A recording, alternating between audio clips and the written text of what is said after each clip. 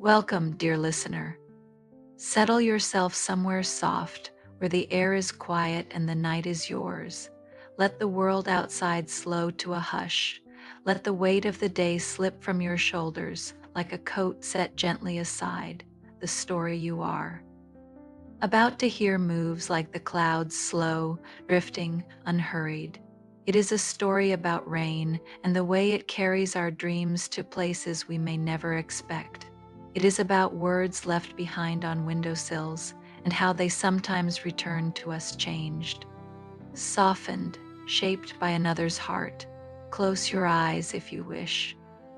Imagine the soft patter of raindrops against glass. Imagine the scent of earth after a shower and the pale light that glows through a rain-washed sky.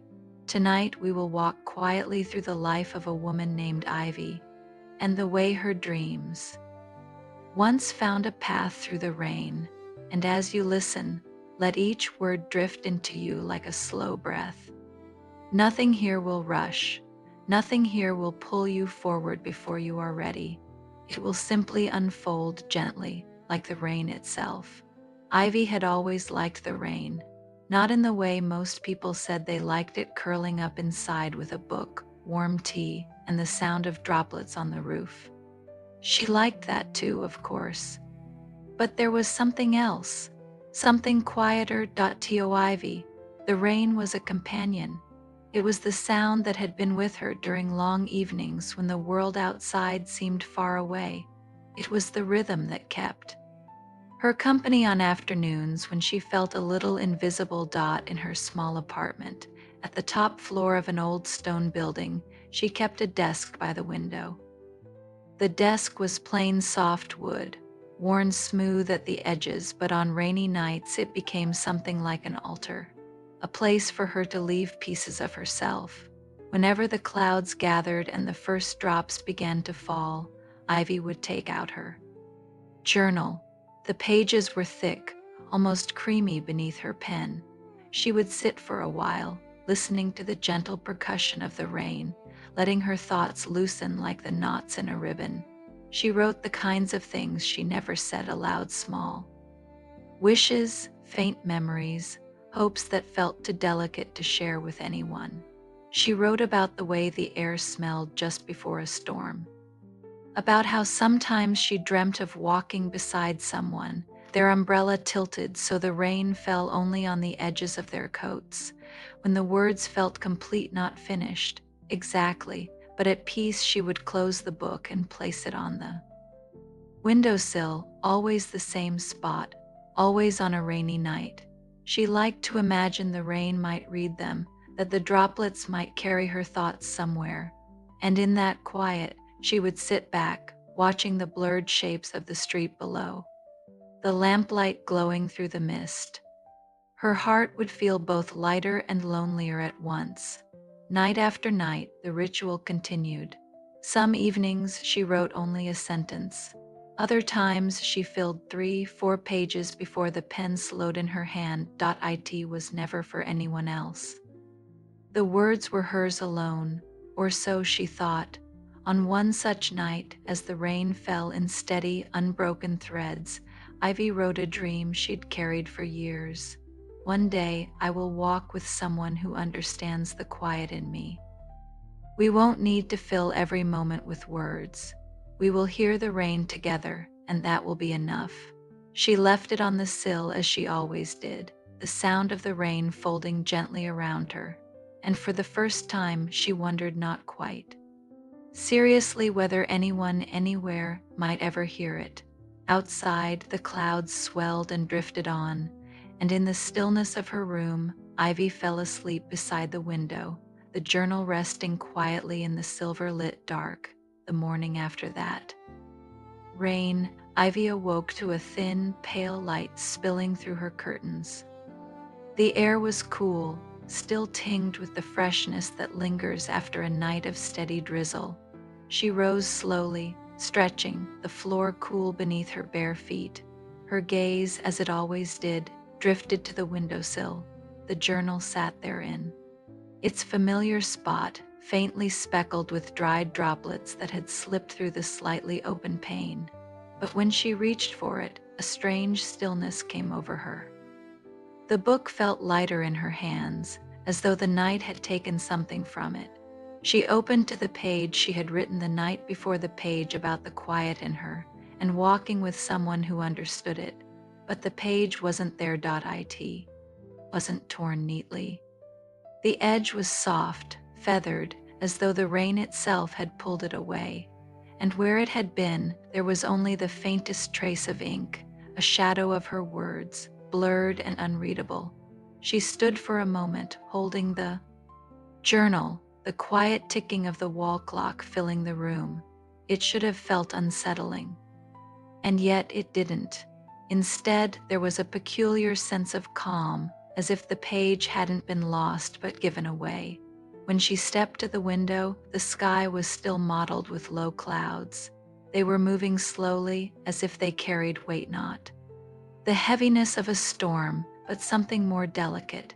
And then she heard it. It wasn't quite a voice, but a sound within the sound. A low hum woven through the breeze, almost like someone speaking from very far away. The syllables were too soft to catch, but there was a warmth in them, a warmth that made her want to lean closer. She pressed her palm to the glass, her breath faint against it. The clouds shifted, and for a moment she thought she saw shapes like handwriting fading into the gray. The sound came again, this time rising and falling with the rhythm of rain she'd known all her life. It felt familiar, and yet she was certain she had never heard it before. For the rest of the morning, Ivy moved slowly, as though the air around her was thicker, carrying something she couldn't quite name.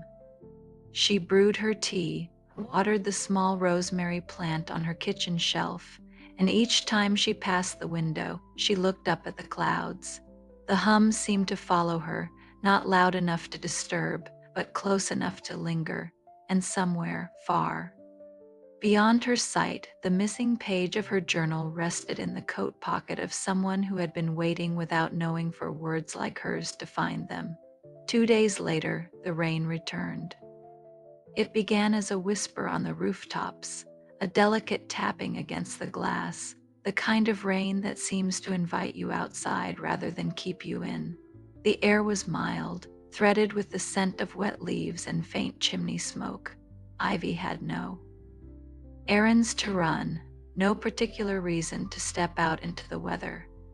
And yet there was something about the sound of it, the memory of that soft humming in the clouds, that drew her from her apartment. She wrapped herself in her slate gray coat, the one with deep pockets that felt like safe harbors for her hands, and took her umbrella from the hook. The street below glistened, puddles trembling as drops fell into them. The square at the heart of the neighborhood was quiet. A few stalls were set up under wide awnings, their vendors chatting idly, the rain muting their voices to a murmur. Ivy walked slowly, letting the rhythm of her steps match the gentle percussion on her umbrella. It was there near the fountain with its carved stone birds that she noticed him. He stood beneath a narrow shop awning, one hand in his coat pocket, the other loosely holding a closed umbrella at his side. His hair was damp at the edges, a soft curl falling onto his forehead. He was not watching the rain so much as listening to it, as though it carried something only he could hear. For reasons she could not explain, Ivy slowed her steps, and in that slowing he looked up. His gaze was steady but not intrusive, the kind of look that acknowledged her presence without reaching for it too quickly. And then, barely perceptible, a smile touched his lips, as though recognizing something he'd been expecting. They might have passed each other without a word, but the moment stretched just enough for him to speak. His voice was low, warm, and carried that same rhythm she had heard in the clouds. "I think these are yours," he said softly. From his coat pocket, he drew out a folded sheet of paper, edges rippled, the ink blurred in places but still legible. She didn't need to unfold it to know what it was. Her page. The one she had left on the windowsill that night. She looked at him, a question hovering in her eyes, though her lips did not form it. "I found it," he went on, "in the park after the rain. I read it. I hope that's all right." It felt like it was meant to be read. There was no apology in his voice, only a quiet reverence, as though he'd been entrusted with something fragile. Ivy took the page from his hand, the paper cool and softened by the weather. She could see her own handwriting, but it felt changed, carried through the world, touched by air and time before returning to her. "It found you," she murmured, more to herself than to him. And though she could have turned away then, something about the moment held her there beneath the rain. She noticed how he didn't rush to fill the silence, how his gaze rested not only on her face, but on the umbrella in her hand, the droplets along its edge. The rain fell steadily between them, and in its quiet music, a thread seemed to form fine. Invisible, but certain, linking her to this man who had walked through the same weather she had dreamed into her journal. They did not linger long, not yet. Just a brief exchange, a shared glance, and the sense that something had shifted. When Ivy walked away, her footsteps felt slower, softer. The page was in her pocket now, but its words seemed to hover in the air behind her, mingling with the rain. Ivy began to notice him in small, unexpected ways. Once, passing the bakery just after noon, she saw him through the window, seated at a corner table with a cup of coffee and a book, the rain stippling the glass between them. Another afternoon, she spotted him walking across the square, his umbrella tilted slightly to shield someone else, a woman carrying flowers from the breeze. He seemed to carry the weather differently than most, not against it, but with it. They did not always speak. Sometimes there was only the briefest nod when their paths crossed, a faint smile that warmed the cool air. But on the third meeting, the rain gave them more time. It was late afternoon, the sky already turning to a gentle pewter when they both found themselves beneath the same shop awning once more. She had stopped to watch the droplets trace their winding paths down the glass. He had paused there too, holding a paper bag with something warm inside it, carried the faint, sweet scent of cinnamon. "You're here again," he said, not as an observation, but almost as though it were the most natural thing in the world. "And you?" she replied, her voice just above the sound of rain. For a moment they simply stood, listening. The square before them blurred in the mist, people moving like soft shadows. He reached into his bag and pulled out two small pastries wrapped in paper. "They were still warm when I left the bakery," he said, offering one to her. "It's better to share them before they cool." She took it, the heat blooming through the paper into her palms. "Thank you." They ate in quiet, leaning slightly toward each other without quite realizing it. The pastry was sweet and soft, a hint of spice lingering as the rain deepened. She could feel the presence of him beside her like a steady, grounding note. After a while, he spoke again. "That page I found. It stayed with me." She turned to meet his gaze, rainlight reflected in his eyes. "I think," he continued, "the clouds have been carrying things for us. Your words. And maybe mine too. I've been writing them for years without knowing where they were going." It was not a confession so much as a quiet recognition, like the way you suddenly notice the scent of rain on your coat after walking through it. She let the thought rest between them, warm and unhurried. The idea that her words had traveled through sky and weather to reach someone who understood them felt like a truth she had always known, even before she could name it. When they finally stepped out into the square, their umbrellas tilted just enough to let the mist touch their cheeks. They walked without deciding on a destination. The rain guided them, their steps in sync, their silences comfortable. And in that shared quiet, Ivy began to feel as though her dream, the one she had written on the night the page went missing, had already begun to take shape right there. In the slow rhythm of their walk, The next time the rain came, it was softer, still more like a drifting veil than a fall.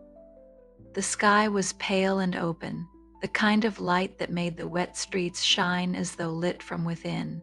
They met without planning to. Ivy was walking along the path that circled the park, her umbrella closed at her side, letting the mist rest on her coat. She had been watching the way the water collected in the grass, each blade tipped with silver, when she saw him ahead. He was leaning against the railing that overlooked the small pond, the surface broken only by tiny rings where raindrops landed. When he turned at the sound of her steps, his smile came slowly, as though it had been there all along, waiting for her to see it. "You found the rain again," he said. "It seems to find me," she replied. They stood by the railing together, their shoulders almost touching, the mist threading between them like invisible silk. For a while they spoke very little. The park around them was hushed, only the faint sound of water trickling into the pond from a small stone fountain. A few ducks drifted lazily along the surface, unbothered by the drizzle. He reached into his coat pocket and brought out something. Folded another page. This one wasn't hers. The ink was darker, the handwriting different, more slanted, but the edges were the same, softened and weather-touched. "I think the clouds sent this one to you," he said, handing it to her. She opened it carefully. The words were simple. "I hope one day we'll stand in the same rain and hear the same quiet." She read it twice before looking at him. There was no urgency in his expression, no need to explain, only the warmth of someone who had found a thought they wanted to share. She slipped the page into her own coat pocket, next to the one he had returned to her days before. When they began to walk, it was without discussion. The path curved gently along the edge of the pond, lined with bare-branched trees whose limbs swayed in the breeze. Their umbrellas stayed closed, letting the mist cling to their hair, their faces. From time to time, their hands brushed lightly. At first, then without pulling away, it was not a deliberate gesture, but the natural settling of two people moving at the same pace. The rain grew lighter as they walked, and the sound around them shifted from the sharper patter on leaves to the soft hush of droplets falling into water. The air smelled of earth and wood and something faintly sweet from the bakery across the square. By the time they reached the far gate of the park, the world felt quieter still, as if the day itself had slowed to match their steps. And though neither of them said it aloud, they both knew they would meet again. The rain would see to that. By evening, the rain had thinned to a fine silver mist. It hovered in the air more than it fell, wrapping the streets in a faint glow as the lamps flickered on one by one. Ivy and he, still without exchanging last names, as though such details could wait, walked back toward the square together. The world around them moved slowly, a cat slipping beneath a shop awning, a man locking his bicycle to a rail, the faint murmur of someone closing shutters for the night. They passed the fountain, now ringed with ripples so faint they seemed to breathe. In time with the air, Ivy paused, leaning slightly on the stone edge, her gaze lifting to the sky. The clouds above were pale and high, brushed with a kind of soft gold where the light still touched them. "It feels like the rain has been listening," she murmured. He smiled, quiet, knowing. Maybe it's been speaking too. They stood there for a long while, not to wait for anything, but simply because neither felt the pull to move on. The stillness was its own destination. At last, they began to walk again, their umbrellas closed, their coats damp but warm against them. The street they chose was narrow and lined with old stone buildings whose windows glowed faintly from within. Somewhere far off, a bell chimed the hour. When they reached the corner where their paths would part, they paused. The rain had nearly stopped now, leaving only the faintest shimmer in the air. The scent of wet earth and brick lingered, carrying with it the quiet promise of more rain on another day. He reached into his pocket once more, not for a page, but for something small, a folded scrap of blank paper. He placed it in her palm. Gently, his fingertips brushing hers. "For next time," he said. She closed her hand around it, the paper soft and warm from his pocket. "For next time," she echoed. There was no need for anything more. No sudden goodbye, no sharp end to the moment. They simply stood for another breath, listening to the quiet before turning away. Ivy walked the last stretch home with the blank page safe in her pocket.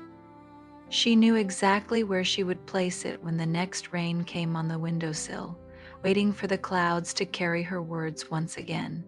And as she stepped inside, the faintest patter began again on the glass, soft, slow, like the heartbeat of the sky. The world dimmed, the air stilled, and in the hush of her apartment, Ivy felt a peace that reached all the way to her bones. Somewhere out there, the rain would keep their dreams safe until morning. And now, dear listener, the rain has settled. The clouds have drawn themselves into the distance, carrying with them the quiet pages of Ivy's dreams. And perhaps some of yours too. Somewhere out there in the soft dark, the fountain in the square still ripples, and the lamplight still glows in the mist. Somewhere a folded page waits in a coat pocket. Words yet unwritten, ready for the next. Time the clouds pass by, and in the stillness that follows, there is no hurry, no ending that needs to be tied. Only the slow, steady rhythm of breath, like the gentle fall of raindrops on glass. If you close your eyes now, you might hear it, the distant hum in the clouds, warm and low, carrying thoughts meant only for you. If you rest your heart now, you might feel it, the fine thread of connection that runs quietly through the weather, linking you to those who understand the quiet in you. Let yourself drift. Let the day fade. You are safe here, wrapped in the hush of night, the world holding you gently as you sink into dreams. And somewhere as you sleep, the rain will keep its promise, carrying your dreams onward, soft and unbroken, until morning comes. Good night.